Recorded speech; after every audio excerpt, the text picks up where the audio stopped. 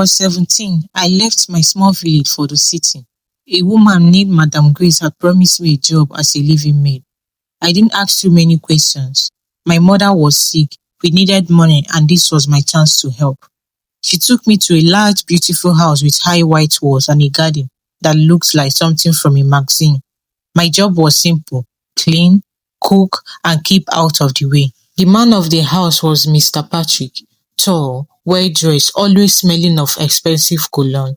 He barely spoke to me, just nodded when I greeted him. His wife, Miss Linda, was warm at first, but soon became distant. There was also their teenage son, David, who treated me like I was invisible. I worked from dawn until night. My room was small, tucked away behind the kitchen, but I didn't mind. It was better than sleeping hungry back home. One day, while cleaning the study, I noticed a photo frame on the shelf. It was an old picture of Mr. Patrick holding a baby. Something in my chest tightened. The baby had the same small scar above the eyebrow as me, the one I got when I fell as a toddler. I thought it was just a strange coincidence, but that night, I couldn't sleep. Why did that baby look exactly like me? Weeks passed, but the thoughts nailed at me. Then one Sunday morning, I overheard an argument between Mr. Patrick and Miss Linda in the living room.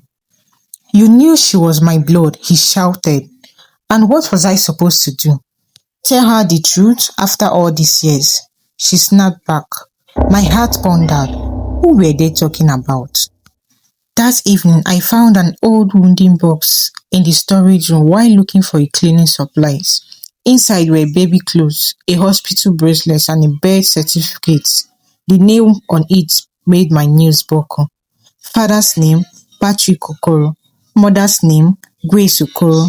Child's name, Adanna Okoro. That was me. The truth hit me like lightning. Madam Grace, the woman who brought me here, was my real mother. And Mr. Patrick, the man I had been serving tea and scrubbing floors for, was my father. I wanted to scream, to confront them right away, but something held me back.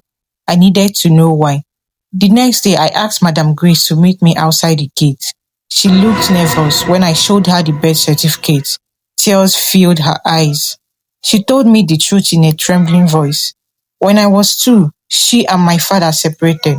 She left, taking me with her. Life was hard. She had no money, no help. She thought sending me to work in the city was my best chance at survival. But she didn't know the house she was sending me to was my father's.